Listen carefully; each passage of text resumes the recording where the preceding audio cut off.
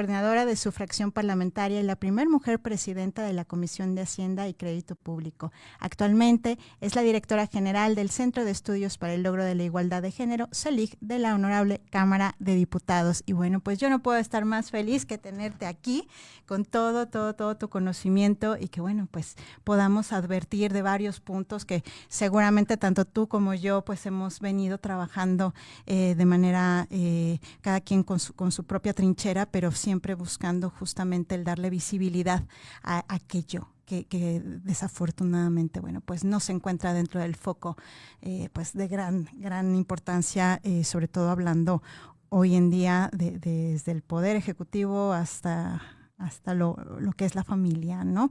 Entonces, para abrir esta entrevista, Aurora, pues sí me gustaría que fuéramos desde el inicio, ¿no? Del hablar justamente de esta violencia desde la parte general hasta llegar a lo que hoy está perjudicándonos, sobre todo con la pandemia, en tema de violencia de género. Fíjate, Alice, yo te agradezco mucho la invitación y qué padre que vamos a platicar este tema porque cuando hablamos de violencia, en general la sociedad, digamos los que no son estudiosos del fenómeno, sino la sociedad en general, entiende siempre golpes, amenazas,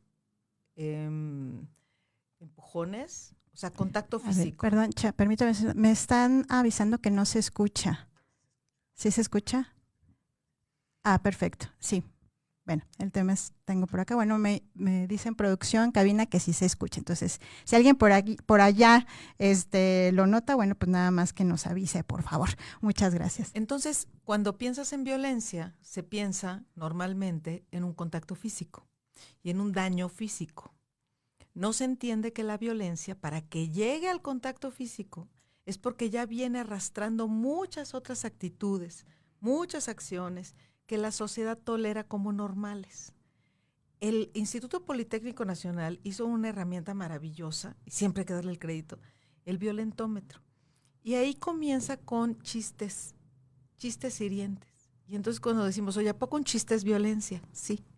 Sí porque degrada, sí porque humilla, sí porque hace ver a la otra persona sobre la que se está haciendo el chiste como menos valiosa que quien está haciendo el chiste.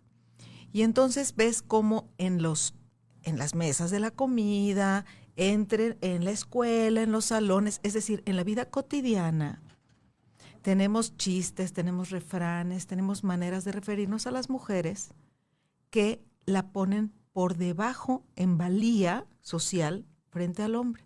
Por ejemplo, corres como nena. ¿Qué es eso? Digo, hay nenas que sacan medallas de oro, ¿verdad? En los Olímpicos. Yo quisiera correr como una nena de esas. No, total. Brincas como nena, lanzas como nena, lloras como nena. ¿Qué significa eso de como nena? Es como una persona que no es valiente, como una persona que no tiene características de fortaleza, y entonces las nenas pues normalmente son débiles, dependientes de una persona más fuerte, normalmente de un hombre, y entonces un hombre también la sufre porque en nuestra sociedad se entiende que un hombre no tiene emociones, que no puede llorar, ¿no? Hasta había una canción allá en mi niñez que así se llamaba, dicen que los hombres no pueden llorar. No pueden llorar, bueno, o no deben llorar. O no deben llorar, y no es cierto. El cerebro humano está construido, sí con nuestras diferencias, por supuesto, pero fundamentalmente igual. ¿Qué es? Tenemos todos un área reptiliana, que es la de los instintos, es decir, yo reto a cualquiera que diga, me voy a morir sin respirar y así haga el aliento, ¿no? Que retenga el aliento. No va a poder, porque el ser humano está construido para respirar, a menos que te metes al agua o te ahorques, pero naturalmente no puedes dejar de respirar. No puedes dejar de necesitar alimento, no puedes dejar de limpiar tu organismo, no puedes dejar, es decir, las funciones básicas de sobrevivencia están en el cerebro reptiliano. Luego viene el cerebro límbico, que están las emociones. Ahí surgen las emociones. Ahí están la tristeza, ahí está la alegría, ahí está la emoción, ahí está cuando nos enamoramos, está en el cerebro límbico. ¿Y qué pasa? Que a los hombres se les autoriza solo a expresar unas cuantas emociones. Por ejemplo, alegría y además son efusivos. Yo siempre digo, se van a sacar un pulmón un día cada que se saluden, porque mientras más fuertes se peguen en la espalda son más hombres, ¿no? La alegría, la ira. Socialmente se acepta que un hombre exprese la ira, pero no la compasión, pero no la tristeza, pero no la decepción, pero no la frustración, sino convertida en ira, porque eso les ayuda socialmente a demostrar su hombría. A los hombres se les exige todos los días que demuestren su hombría, fíjate, y a las mujeres no se nos exige que demostremos la femineidad. Es decir, tú y yo somos amigas, Alice, y podemos salir a la calle y abrazarnos y darnos un abrazo grandote y darnos un beso y decirte, vente, te invito a la casa. Y los chavas, ¿no? Vamos a hacer pijamada. Y nadie cuestiona su femineidad. Pero a los hombres, ojo, ojo con el contacto físico, ojo con un beso, ojo con decir, vente a dormir a la casa, porque entonces lo primero que se cuestiona es su hombría. Esto socialmente construye relaciones desiguales que a lo largo del tiempo y con las conductas cotidianas empiezan a generar violencia, porque se entiende que el hombre en su fortaleza va a cambiar al mundo. No cambia un foco de su casa, pero sí tiene que cambiar el mundo, ¿no? No tiende una cama, porque qué barbaridad. A mí nadie me enseñó a tender una cama. Pues sí, pero tampoco te enseñaron a ser ingeniero civil y lo aprendiste. Claro. Y debe ser bastante más complejo aprender ingeniería civil que atender una cama. Pero resulta que tender una cama es una actividad que los degrada, porque eso le corresponde a las mujeres. Eso va construyendo un escenario de violencia. Y entonces el hombre empieza a decir, porque yo me gano el dinero, y el dinero siempre es un instrumento de poder, entonces tú tienes que hacer lo que yo te obligo a hacer, aunque no te guste. Y entre otras cosas, llega un momento que hay violencia física, violencia sexual. Pero yo no conozco a ningún chamaquito de 12, 13 años que diga, ay, yo cuando crezca quisiera ser feminicida. O sea, no. La violencia va creciendo, es un círculo y es una espiral ascendente. Cuando un hombre primero hace un chiste machista, luego hace un, ay, gordita, y te jala los cachetes, y luego te dice, ay, como que ese vestido no te queda muy bien porque se te ve una lonja, cuando él pesa 94 kilos, ¿no? Entonces, cuando te empiezan a degradar, primero verbalmente, después viene el paso siguiente, que es físicamente. Y la violencia crece, y crece, y crece, hasta que llega a casi 11 mujeres muertas al día de manera violenta en nuestro país. Eso es lo que sucede con la violencia, que comienza con un chiste. Y cuando tú dices, oye, que tú te expreses de las mujeres como esa bola de viejas, es violento, es lenguaje violento. Y ellos te dicen, no, ¿cómo? Si yo adoro a las mujeres, si yo nací de una mujer, pues ni modo que de un repollo, ¿verdad? O sea, pues ¿de dónde más? Si yo nací de una mujer, si yo estoy casado, si yo tengo hijas, sí, pero estar casado y tener hijas y haber nacido de una mujer no te hace una persona respetuosa y decente. O sea, no está vinculado. Tú puedes faltarle el respeto a tus hermanas, a tu esposa, a tu mujer, y eso no te hace un hombre respetuoso. Un hombre respetuoso se hace cargo de su conducta y no le anda echando la culpa a nadie. Nadie lo provoca, nadie le dice, ay, pues es que yo hice algo para que tú te enojaras. No, las personas respetuosas y las personas maduras, las personas que no hacen berrinches y le echan la culpa al otro, se hacen cargo, responsables de su conducta, y entonces pueden decir, ok, si yo grito, yo es porque soy gritón, no es porque alguien me obligue a gritar. Si yo pego es porque soy pegalón, soy violento, no porque nadie me obliga a golpear. Siempre tendrás la opción de decir tiempo fuera y me voy, claro, ¿no? Entonces, por eso el fenómeno de la violencia no lo vamos entendiendo hasta que ya estalla. Y cuando estalla, ya es muy tarde. Cuando estalla, modificar eso ya es verdaderamente un reto muy, muy complejo. Es mucho más fácil desde el principio establecer límites, particularmente en las relaciones amorosas, ¿no? Claro. Y justamente lo que comentas, Aurora, me queda muy claro. En el caso de de las conductas de los hombres, estereotipadamente hablando, como bien decíamos, ¿no? Desde las distorsiones cognitivas, estereotipadamente hablando, de los hombres no lloran, los hombres no muestran las emociones, y eso es una justificación al final del día, ¿no? Así crecí y bueno, pues así me la llevo. Pero también es cierto que ahí hay un costo, hablando de la masculinidad hegemónica. O sea, para ellos también hay un costo, justamente todo el andamiaje de cultura, de sociedad, que te han introyectado comportamientos violentos, porque tanto tú como yo sabemos la diferencia entre la agresión y la violencia, ¿no? De cómo impacta la violencia, sí, pero a través de lo que aprendemos, a través justamente de ese factor sociocultural, a través del patriarcado. Y es justamente ahí en donde perdemos, tal pareciera, o al menos yo así lo veo hoy en día. Sí, son 11 feminicidios, pero también si preguntamos qué es lo que estamos haciendo, también la respuesta pareciera demeritar que esto es una realidad, ¿no? Y pareciera que el seguir estereotipando a la mujer en cuestión de la fraternidad, del cuidado de los hijos, del cuidado de los adultos, de tener, ok, aunque yo tenga este trabajo remunerado, bueno, pero pues también tengo un trabajo no remunerado y también tengo este factor estereotipadamente del cuidado de terceros.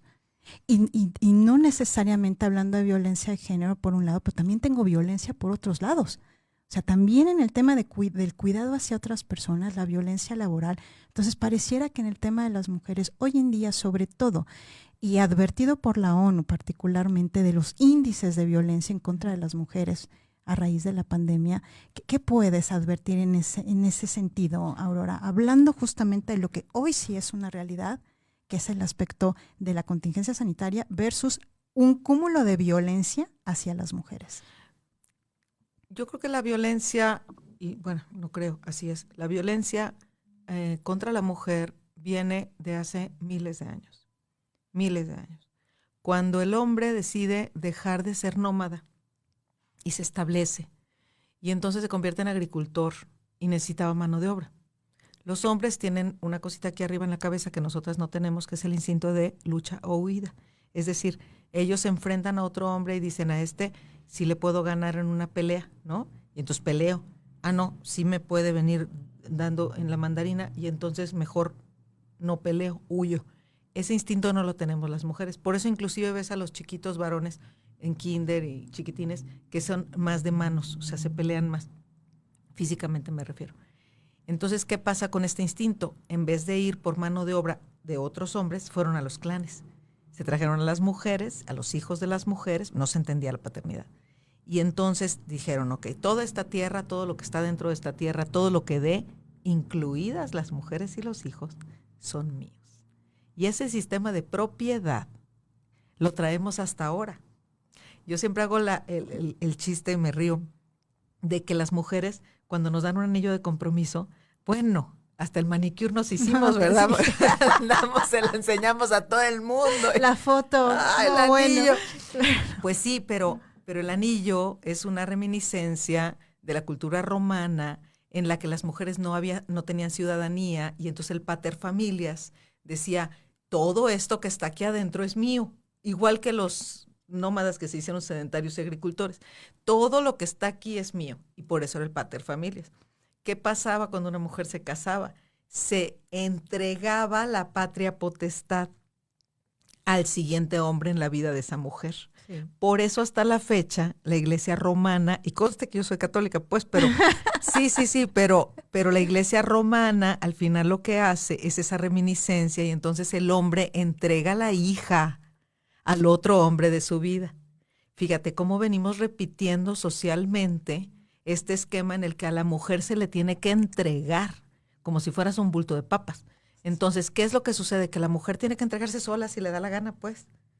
O sea, está padre que te acompañen tus papás en el pasillo, pero pues ya en la primera fila hay que te dejen y los últimos pasitos ya Exacto. Los das tú, ¿no? Y entonces ya asumes la responsabilidad de la unión que estás haciendo con alguien.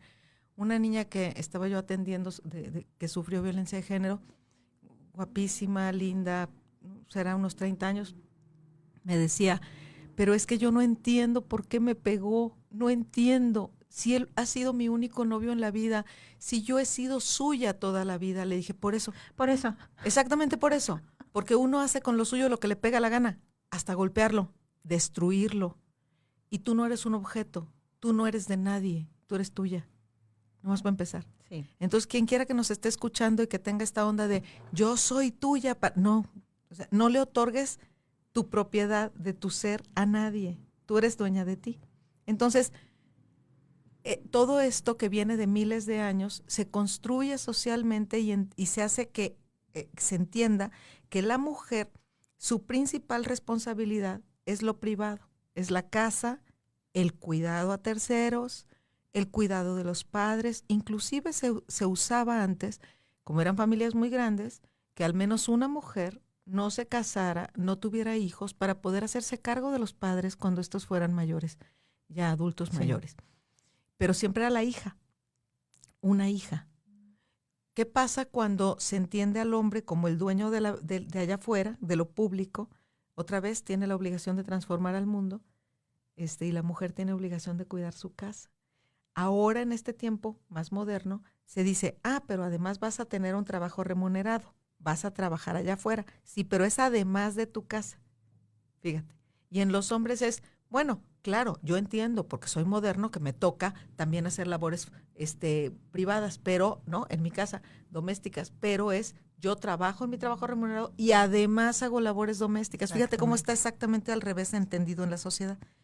Cuando la cama, pues la debe tender el que la usa, el baño, si se usa, pues hay que limpiarlo. Y la idea de la igualdad es que lleguemos a casa, construyamos juntos nuestra paz, nuestra armonía dentro del hogar, que si una pone la lavadora, el otro lave los trastes y así, y que tengan el mismo tiempo de descanso.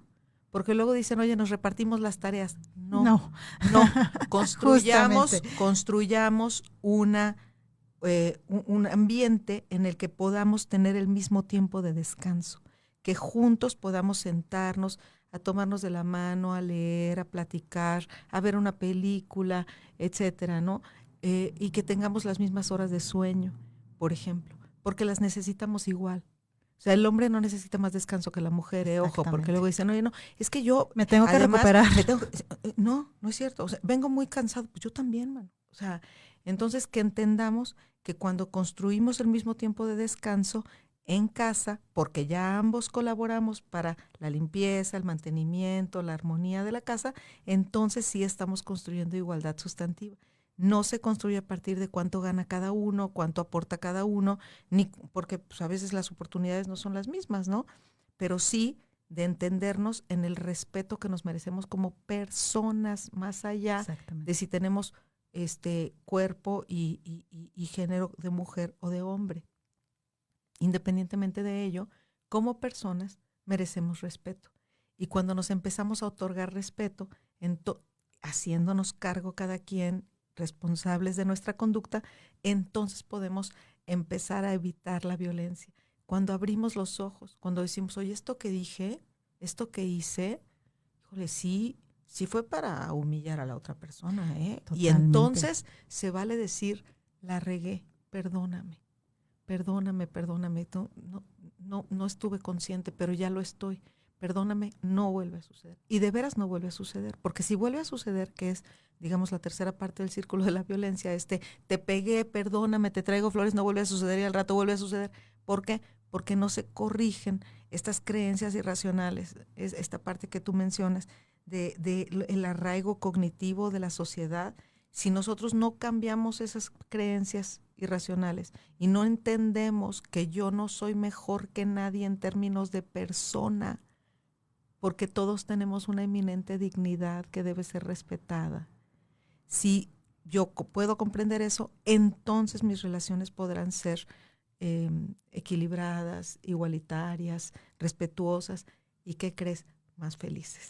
Claro, pero también lo cierto, Aurora, es que, y yo en lo particular, totalmente de acuerdo con lo que dices, y cuando yo doy terapia, bueno, pues es gran parte de lo que abordamos, ¿no? Sin embargo, sí hay variables, y estas variables, desafortunadamente, y bien lo has comentado hablando de la religión, ¿no? Son los agentes socializadores. Esta pregunta de esta persona, de esta mujer, decía, pero yo no sé por qué me pegó, pero yo no sé, porque muchas veces no es el pegarme, muchas veces es la violencia psicológica activa o pasiva.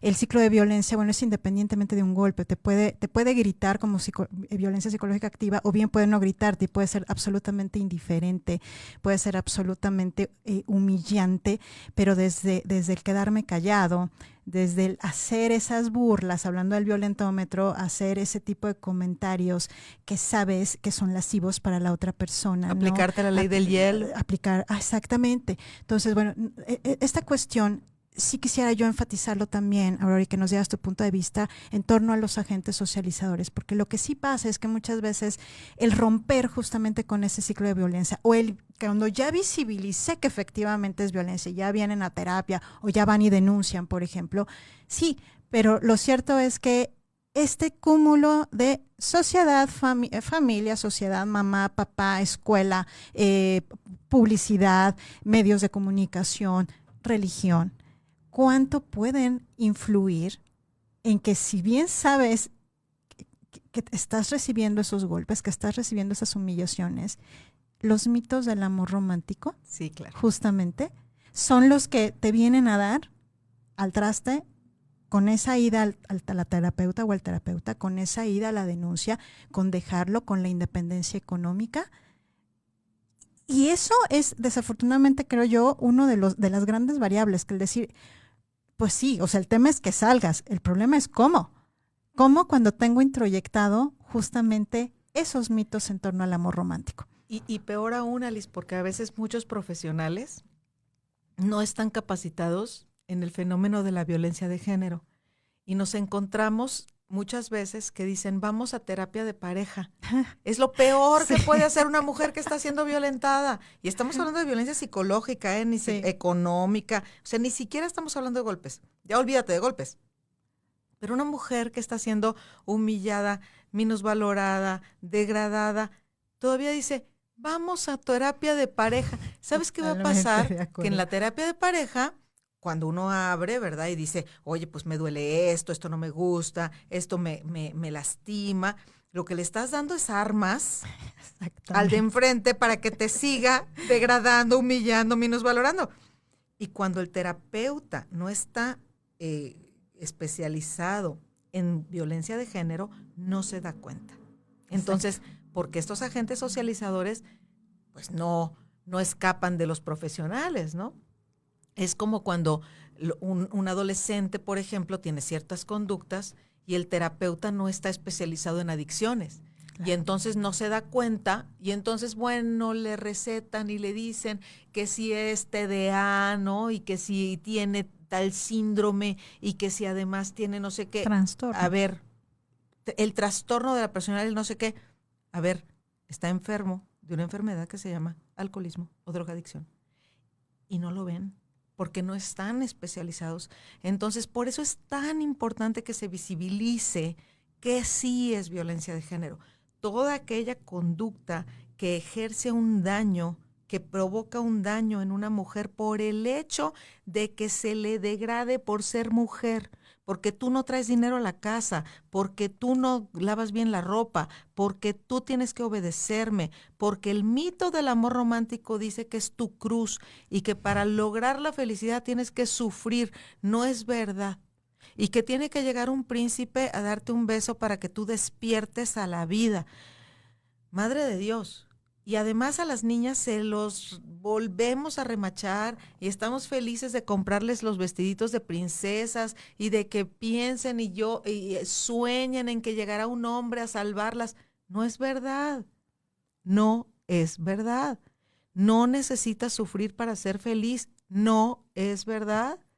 Para ser feliz necesitas tener una relación sana y equilibrada en la que te respeten y tú respetes. Punto. Sí. Se acabó.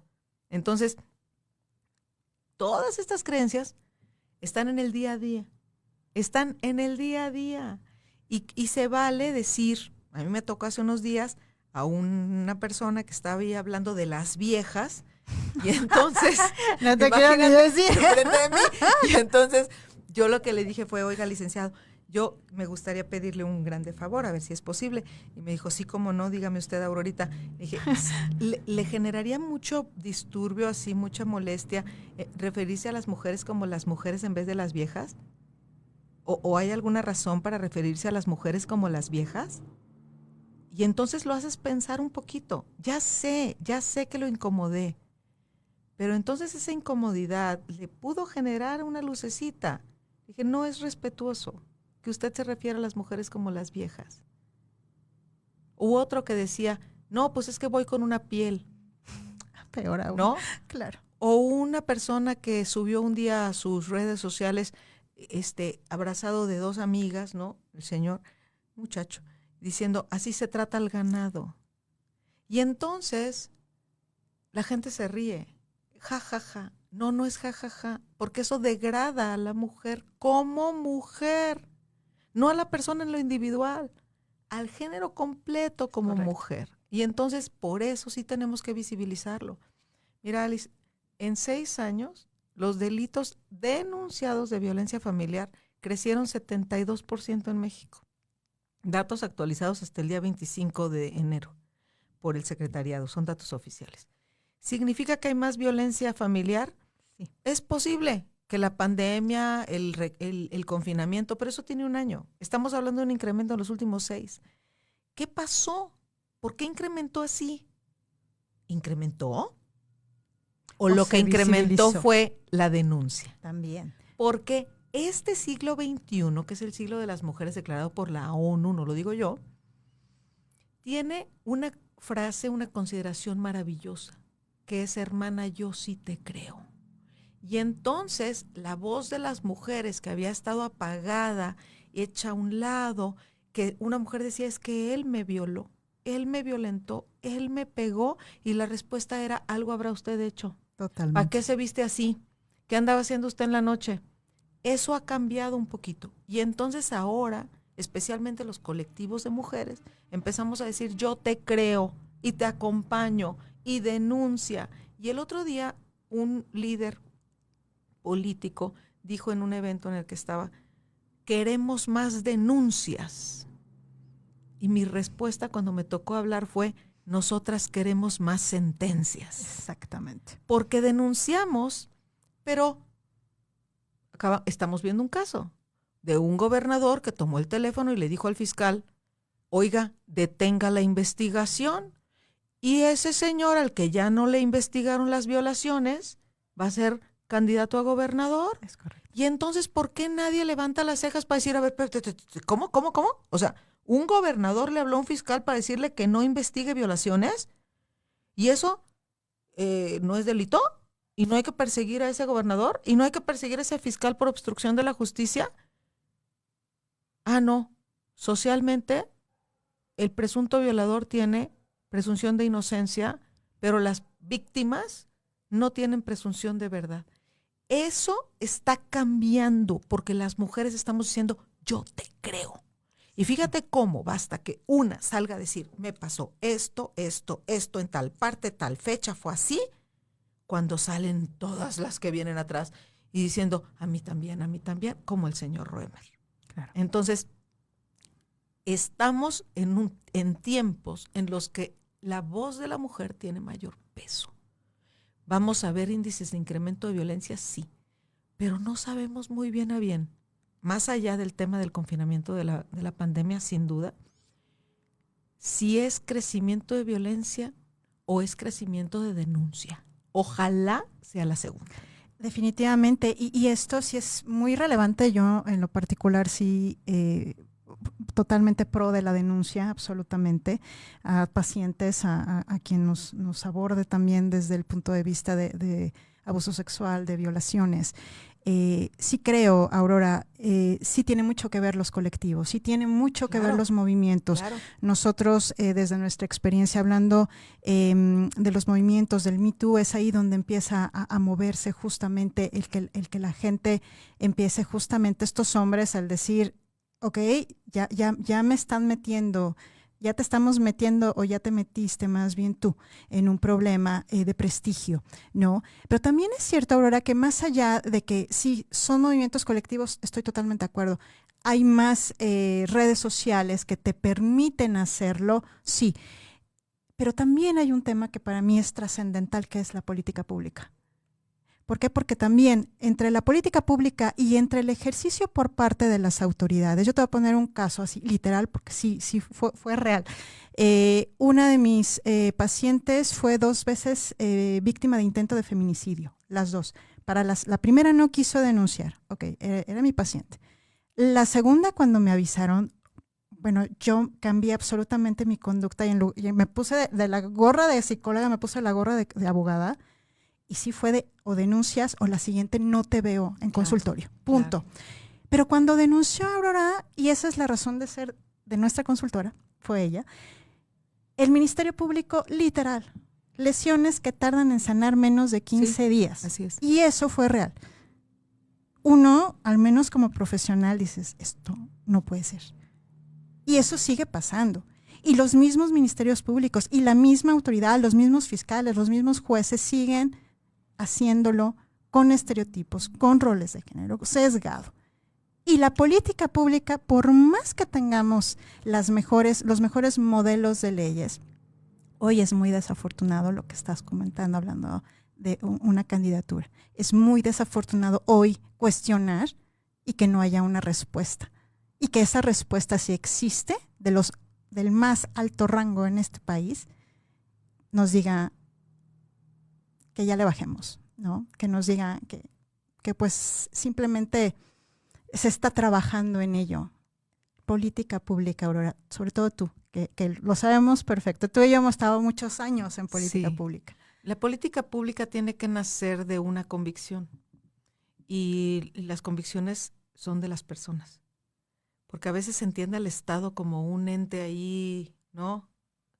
Extraño, una masa. No. Una política pública nace de una mente, de una persona o de un grupo de personas que dicen, oye, tenemos este problema en la sociedad y el gobierno tiene la obligación de establecer una manera de atacar ese problema y de quitarlo, ¿no? De erradicarlo. Cuando no entiendes que tienes un problema, pues ¿qué política pública puedes poner? Si todo está bien. Pregúntale. Me encantó. Si todo está bien. Sí, pregúntale a un hombre violento, de estos que llegan a decir, ay, ¿otra vez dinero? O, ¿usted se quiere hacer su prueba de COVID? Pues páguesela a usted, ¿no? Porque pues yo, ¿por qué? Bueno, a ese hombre pregúntale si es violento. Te va a decir que no. Te va a decir que no. Te va a decir que la mujer es una loca, histérica, que toda la espanta, que... El señor no se da cuenta que tiene un problema, no se da cuenta que es violento. ¿Por qué? Porque la sociedad así nos construye. Por eso es tan importantes programas como este y que entendamos cuál es el fenómeno de la violencia contra la mujer. Esto no cambia solo porque te cambias de barra, ¿no? De lugar en la barra, como decía un señor que conocí, decía, cuando le tocó ser gobierno en vez de oposición, y dijo, anda, no es lo mismo ser borracho que cantinero, aunque sea la misma barra. Entonces, no es lo mismo estar de un lado que de otro. No importa. O sea, este ciudadano que es violento pasa a ser gobernante, y no porque pasa a ser gobernante, de repente se sabe las respuestas o ya es experto. Sigue siendo lo mismo. Carga lo que tiene en su mente, en su corazón, en sus emociones. Entonces, no podemos esperar políticas públicas que abatan la violencia de género propiciadas por personas que no entienden el fenómeno de la violencia de género y peor aún, que no le quieren entender. Entonces, ¿qué necesitamos? Más mujeres con conciencia de perspectiva de género tomando decisiones. Fíjate, hay una historia muy bonita de la primera ministra, no quiero mentirte si fue Noruega, creo, que cuando comenzó la pandemia y de repente los niños los sacaron de las escuelas y los metieron a sus casas. Si para nosotros adultos fue difícil, Pues imagínate para los niños que de repente ya no vieron a sus amiguitos, ya no pueden jugar con su perro, ya no, o sea, algo pasó, ¿no? Y estaban muy asustados los niños de todo el planeta. Pero la primera ministra de Noruega, si no estoy mal, tomó el micrófono e hizo una conversación con los niños y las niñas de su país. Les dijo a los papás que los conectaran a una videoconferencia, a las niñas y a los niños, como un mensaje a la nación. Y les explicó de qué se trataba el COVID y por qué tenían que estar confinados. Pero les dijo que el hada de los dientes, lo que nosotros conocemos como el ratón, esa sí iba a seguir trabajando porque se declaraba la actividad del hada de los dientes como prioritaria para el país. Entonces, imagínate, los niños dijeron, fío, si se me cae un diente, sí va a llegar el hada de los dientes, sí va a llegar el ratón. A los adultos eso les puede parecer una cosa muy tonta, pero imagínate la tranquilidad que le dio a los niños dentro de las prioridades que los niños viven en su edad. Eso lo puede hacer una mujer, porque tiene eso, porque nos fijamos en eso. Las mujeres líderes mundiales son quienes mejor manejaron la pandemia, porque se hicieron cargo que había un problema social que se tenía que atender desde las cualidades asociadas a lo femenino. Conste, no son cualidades femeninas, asociadas a lo femenino, que son, entre otras, y para la pandemia particularmente, evitar el dolor evitable. Las mujeres nos preocupamos y nos ocupamos en evitar el dolor evitable, en la conciliación, en la reconciliación, en la unión. Esas cualidades hoy las necesita el mundo. Las cualidades asociadas a lo masculino son las que ya nos tienen hasta acá. ¿Qué quiere decir? La guerra, la competencia, la fuerza. Eso, la sociedad está harta. Fíjate, Alice, cómo Joe Biden, el día que tomó posesión como presidente de los Estados Unidos, hizo un discurso que yo no he conocido hasta hoy, hombre o mujer, que no me diga que le encantó el discurso. Pero él no habló de vamos a ganar la guerra en Irak, ¿verdad? O qué barbaridad con lo de Siria. No, él habló de vamos a recuperar la salud de los estadounidenses. Vamos a cuidar la casa. Fíjate, cualidades asociadas a lo femenino. Y todo el mundo le aplaudió, porque eso es lo que el mundo está necesitando, que entendamos. Y los líderes que entiendan que la sociedad lo que hoy está necesitando es reconciliación, no polarización, paz, no guerra, atender la salud, que es lo primario, porque es lo que nos tiene a todos desesperados, y atender la recuperación económica. Esos son los caminos y se pueden atender desde las cualidades asociadas a lo femenino. Por eso es tan importante que haya leyes como la paridad, porque garantiza que lleguen más mujeres. Eso no significa que la mujer que llegue tenga conciencia de género. Exacto. Pero sí abre la posibilidad, abre la probabilidad a que lleguen más mujeres con conciencia de género. Que bueno, los jerarcas partidistas todavía siguen cerradísimos, ¿no? Porque siempre con este rollo del candidato a gobernador de Guerrero, pues volteamos a ver al jefe de las instituciones en el país, pero volteemos a ver a todos los jefes de los partidos, están igualitos todos, no se salva uno. Ni se dan cuenta, ni se quieren dar cuenta que 11 mujeres no van a llegar hoy a su casa y no les importa. Luego entonces, pues no hay política pública que valga. Exactamente. Quiero aprovechar, ahorita continuamos, para agradecer, Roberto Fuentes, que nos está acompañando, a Luisa Garrido, a Juan Hernández, no te preocupes, disculpa porque no nos siguió la semana pasada, y que nuevamente escuchando el programa, y a nuestra invitada, muchas gracias. Ana Rita González, gran tema, muchas gracias a ambas. Lilian Mayo, mi admiración y reconocimiento a la doctora Aurora Aguilar, siempre es grato escucharla. Héctor Gandini, interesante reflexión, debemos sumarnos. Tengo otro por acá, Ana Rita, gran verdad. Angélica Seiro, un gusto escucharlas. Gracias, Angélica, por estarnos escuchando. Gracias. Y bueno, y precisamente es cierto, o sea, el tema, sí, y yo estoy totalmente de acuerdo en decir, sí, el cambio paritario, sí, ok, tuvo que ser de manera progresiva hasta que lo logramos. Pero ello no implica efectivamente que el cambio en automático se genere, porque volvemos a la misma, esa misma gente que sube, hombres o mujeres, pues tienen que hacer su trabajo, ¿no? Desde el rompimiento de estos estereotipos, desde la parte del estudio. Y justamente ahí es donde quiero abordar ahora, Aurora. Yo sí creo también muchísimo, si no es que el eje rector, estoy convencida que es el eje rector del por qué invisibilizamos la violencia, es la educación. Sin lugar a duda. De cualquier nivel, desde el más alto que dirige este país hasta el niñito. Países nórdicos, efectivamente, Noruega, Finlandia, lo que optó fue por los millennials. Se fue por el lado de, una se fue por el lado de los niños a partir de su estrategia de que a través de los niños, en el tema de la pandemia, se fuera obviamente haciendo la conciencia social. Uh-huh. El otro país se fue del lado de los millennials porque están en redes. Entonces te subo para que entonces a través de las redes y de las conexiones tú hagas esa labor de conciencia social. Ya ni de qué decir de Angela Merkel, ¿no? Más todas las líderes. Por eso ONU hoy sube a las mujeres líderes para el 2021 como temática principal del 8 de marzo. Sí, pero también es cierto que si yo no tengo una política pública, un presupuesto para tener un mejor nivel educativo, y creo que está peor, si eso yo no lo volteo a ver, que es un tema de educación. ¿Cómo aprendiste tú? ¿Cómo aprendí yo temas de género cuando tú te dedicas al fiscal y yo también? ¿No? Entonces, pues sí, hay que machetearle, hay que darle y hay que ejecutarlo, porque no es lo mismo agarrar un libro y decir, sí, no, en la realidad. Así es. Atendiendo mujeres, atendiendo escuchar lo que se está pidiendo y el saber cómo intervenir.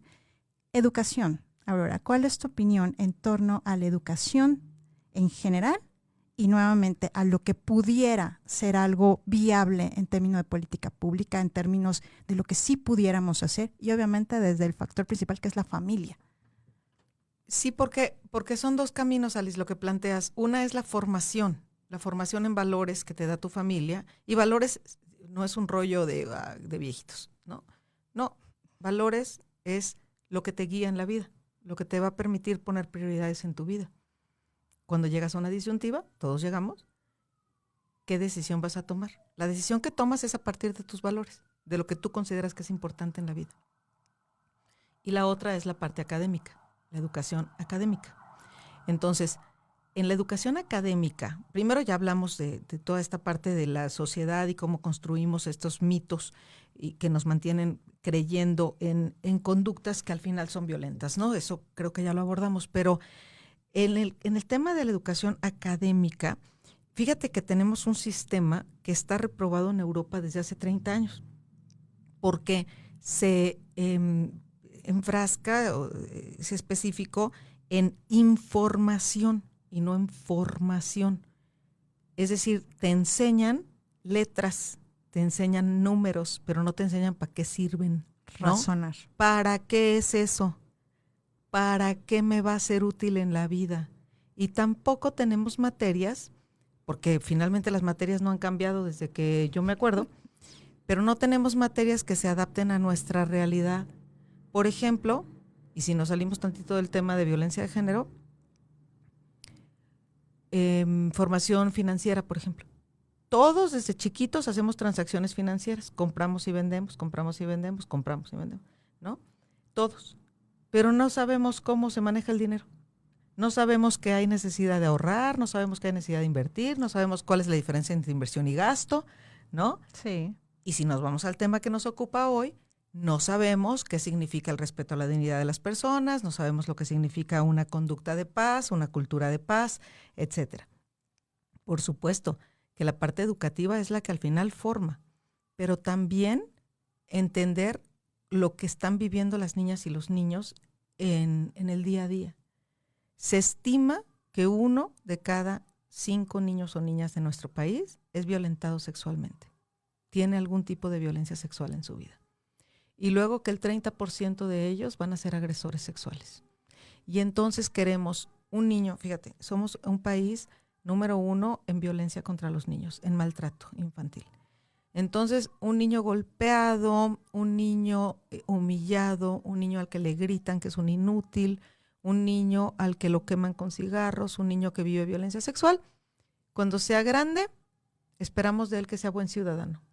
Pues no hay manera, porque no hay forma.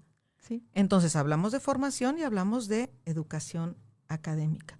Necesitamos empezar a educar para la vida. Los niños y las niñas tienen que aprender a respetar su entorno, a saber que somos parte de la naturaleza y no dueños de ella. En fin, es un temazo, ¿no? Es un tema enorme, pero sí, efectivamente, tiene que ver con cómo formemos a nuestras niñas y niños. Esta nueva ley que sacó el Senado de evitar el castigo corporal me parece sensacional, porque al final del día, y esta va para las mujeres, ¿no? Como un dulcecito, pero nos quejamos con toda razón de que una mujer tiene derecho a vivir una vida libre de violencia. ¿Pero qué crees? Una niña y un niño también. Sí. Y las mamás luego les da, bueno, hasta hacemos los chistes de la chancla, ¿verdad? Y del manazo y de las nalgadas. Y entonces, si tú le preguntas a las personas en México, 8 de cada 10 te van a decir que un castigo corporal educa. Es una barbaridad, porque no hay ninguna diferencia entre golpear a un niño y golpear a una mujer. Exactamente. Ninguna diferencia. El golpe es golpe. ¿Y qué le estás enseñando a ese niño? Que tú no tienes la capacidad para hacerlo razonar en su nivel para que aprenda. Él no se va a corregir en la conducta porque tú le pegues. Lo que va a aprender es a tenerte miedo de que te le acerques. Y a la hora que tenga dudas sobre la vida, sobre su sexualidad, sobre los valores de convivencia, sobre lo que sea, sobre enamorarse, sobre lo que sea, no va a tener la confianza de acercarse a ti porque te va a tener mucho miedo. Entonces, ojo en lo que les estamos inculcando. Y yo no estoy diciendo que lo dejes hacer lo que le pegue la gana, ¿eh? Los niños necesitan disciplina, por supuesto que la necesitan, pero tú tienes que convertirte en una autoridad amada, no en una autoridad temida. Y esa parte no la conocemos. Así como hace 20 o 30 años la violencia de género era una cosa oscura, extraña, que nadie hablaba de ella, así es hoy la violencia contra las niñas y los niños. Es una cosa oscura que nadie habla de ella, pero ahí está. Y si nosotros somos violentos con las niñas y los niños, pues evidentemente tenemos una sociedad violenta. No puedes recoger lo que no siembras. Y ese, te digo, al menos para mí, ese es el eje rector, justamente, porque al final de cuentas tú y yo, bueno, pues somos adultos, estamos en este proceso, pero bueno, ¿cuántos realmente a esta edad o más grandes pueden romper justamente con estos estereotipos introyectados de manera transgeneracional? El tema son los niños, el tema son las niñas, los adolescentes, las adolescentes, que hoy en día son los que más están padeciéndola. Y que justamente por replicar esos patrones de violencia, este miedo y esta falta de confianza es lo que nos enturba el tema de la denuncia de acoso, de violencia sexual hacia los niños, niñas, adolescentes. Y que las propias adolescentes aprendan a amarse y a cuidarse, a procurar su seguridad, su vida, su salud. Ojo, chavas, si alguien nos está oyendo, chavas, chavos, los celos no son amor, los celos son violencia. El mensaje de una persona que te cela es: yo no puedo concebir que tú te atrevas a cambiarme a mí, que soy prácticamente maravillosa, por otra mujer, sí, ¿no? O por otro hombre. Ese es el mensaje. No te atrevas a cambiarme a mí por otra persona. No tiene que ver contigo. O sea, no es, ay, qué miedo perderte. No. Tiene que ver conmigo. Ojo, es violencia. Los celos son violencia. No es una expresión de amor. Yo te puedo decir, te quiero mucho, te trato bonito, etcétera. Y luego dicen, oye, pero yo lo trato muy bien y él me trata mal, pues déjalo o déjala. Es mi prueba de amor. Es la prueba de amor. No. El amor no ocupa pruebas. El amor se expresa, se da. El amor lo sientes y lo das. Pero ojo, una cosa es amor y otra cosa es codependencia. Son cosas diferentes. El amor sí es recíproco, ¿eh? Efectivamente, el amor como tal, sí te fortalece, sí te hace mejor persona, sí te permite crecer juntos, ver juntos para adelante. Claro que sí, eso es amor. Codependencia es, no, como tú más para adelante que yo, como tú más rápido que yo, y como tú ya lograste eso y yo no, o al revés. una relación tóxica nunca es amor. Totalmente. Una relación que duele. Si duele, no es amor, pues. Exacto. Y bueno, quiero seguir con los comentarios ya antes de ir a la última parte. Jo Aguilar, bueno, muchísimas gracias. Nos manda saludos, Angélica. Ay, espérame un segundo. Es importante que la sociedad trabajemos en la reconstrucción de masculinidades. Totalmente, Angélica, Sí. Al principio era lo que platicábamos en torno al costo de la masculinidad hegemónica y qué tan importante es que justamente se voltee a ver este tema, porque sí creo yo que es muy poco visible. Sí nos vamos mucho por obvias razones porque tiene su peso el tema de violencia de género, pero lo cierto es que el tema de lo que cuesta a un hombre cargar con la masculinidad hegemónica es un gran tema y es un tema que desafortunadamente se tiene total y absolutamente invisibilizado, y ahí es donde falla esta formación y esta educación, ¿no? Que esta política también voltea a ver el costo tanto emocional, afectivo, social, pero también económico. Uh-huh. También cuesta económicamente hablando un acoso sexual, un acoso laboral, una violencia laboral, también cuesta. Norma Macías, siempre un verdadero placer escucharte, Aurora. Felicidades por tu compromiso con el tema. Muchísimas gracias, Norma. Y justamente ya en los últimos 7 minutitos de la entrevista, desde tu posición, Aurora, y desde también tu conocimiento en los temas de género, ¿dónde nos encontramos hoy en día y hacia dónde consideras que sí podemos ir en temas de visibilizar la violencia de género? Fíjate que México, en términos de regulación, en términos de leyes, es uno de los países punteros del mundo, si no es el puntero. O sea, tenemos una legislación súper avanzada. Difícilmente en otros países encuentras el tema de paridad como lo tenemos aquí. La ley general del derecho de las mujeres a vivir una vida libre de violencia. Abrimos las oportunidades para las mujeres, particularmente en lo público. En lo privado nos hemos quedado atrás, pero no hemos logrado permear esto vía educación, formación, capacitación a la sociedad en general. Y entonces las leyes caminan por un lado y la realidad camina por otra. Tú bien decías, tú vas al Ministerio Público y algo habrá usted hecho, señora, ¿no? Para que la peguen, que es uno de los 3 mecanismos de defensa que ocupa el violento, ¿no? No es cierto, negación. Es que tú me provocaste, justificación, o ni te pegué, fue un empujón, minimización, ¿no? Son los 3 mecanismos de defensa que utiliza el violento. Obviamente ese violento en su casa pues se va a hacer Ministerio Público y algo habrá usted hecho, señora, en su justificación. Es lo mismo, no le hicieron nada, señora, hombre, ya va a sanar en 15 días.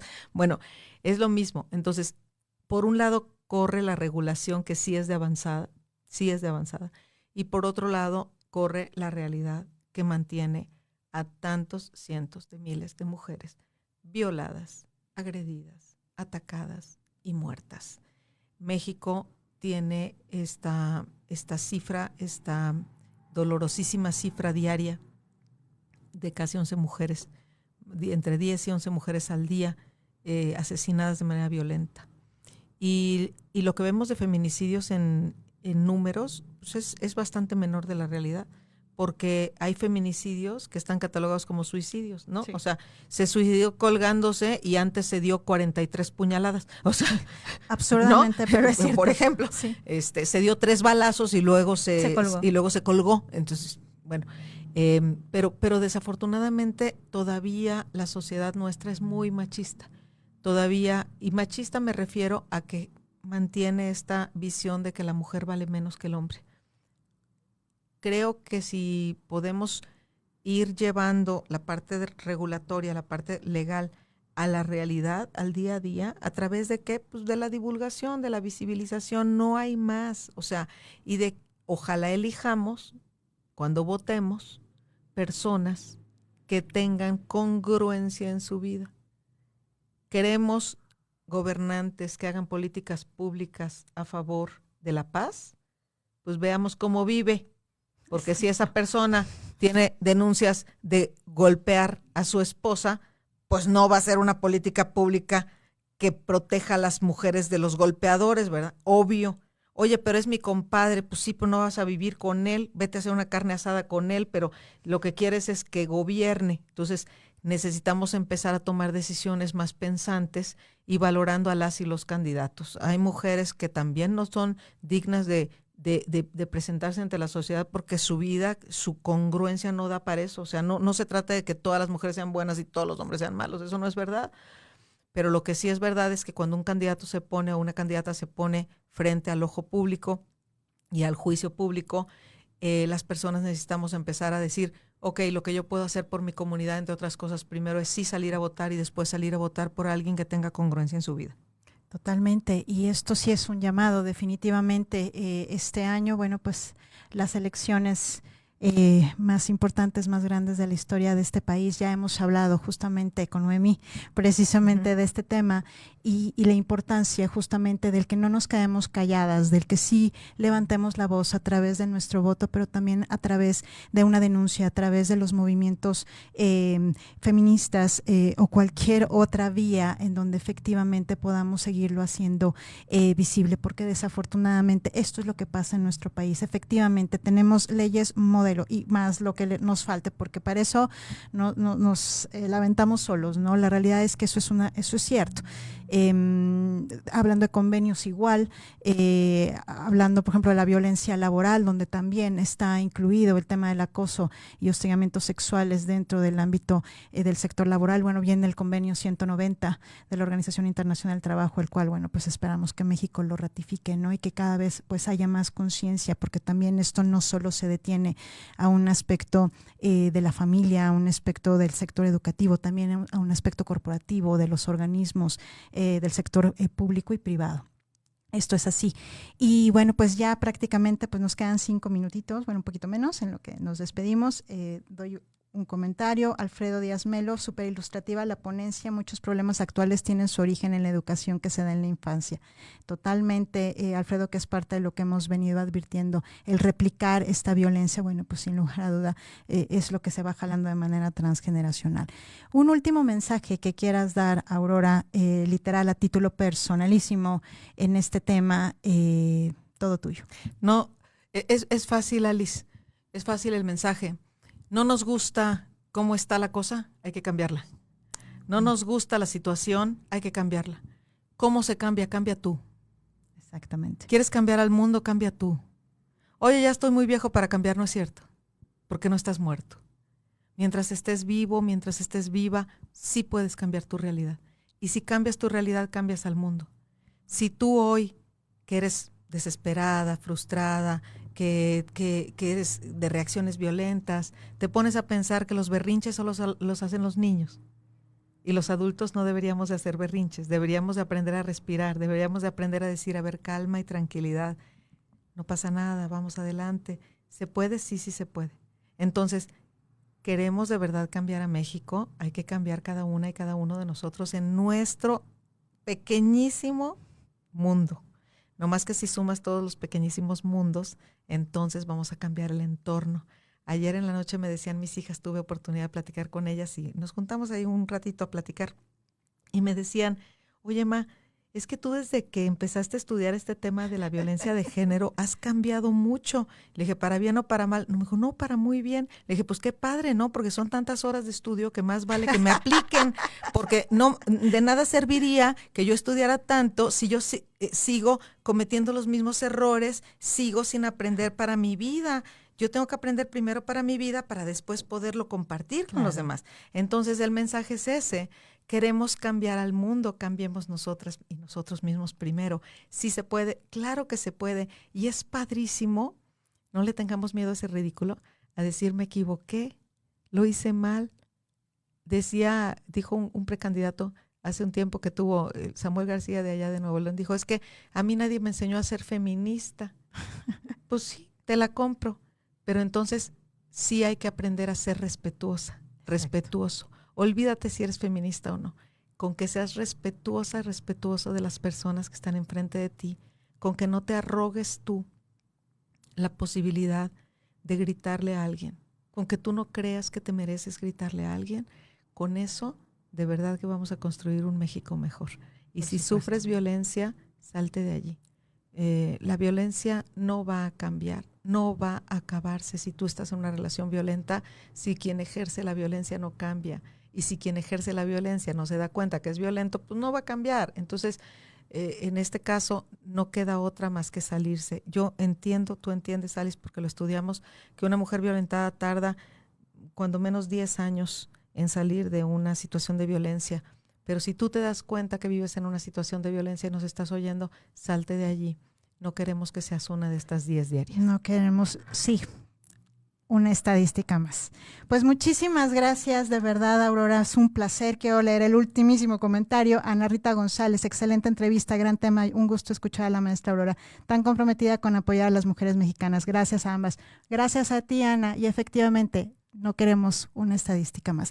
Muchísimas gracias. Gracias, Aurora. Yo soy Alice Rodríguez, conductora del programa Género y Acción, aquí por Caldero Radio, abogada y psicóloga con enfoque de género. Me pueden encontrar en @AliceRecilio y me pueden también, si quieren saber de lo que abordamos, www.recilioconsultores.com.mx, socia de Recilio Consultores. Muchísimas gracias. Nos vemos el próximo miércoles. Tenemos 4 grandes invitadas que la verdad nos vamos a divertir justamente dentro de esta dinámica del 8 de marzo y pues vamos a hablar con ellas acerca de quiénes somos como mujeres, desde la creatividad de lo que hacemos y desde literal ser como somos. Muchísimas gracias, nos vemos próximo miércoles 1 en la tarde en Género y Acción por Caldero Radio. Gracias, Aurora, de verdad. Gracias, Alice, gracias a todas y a todos.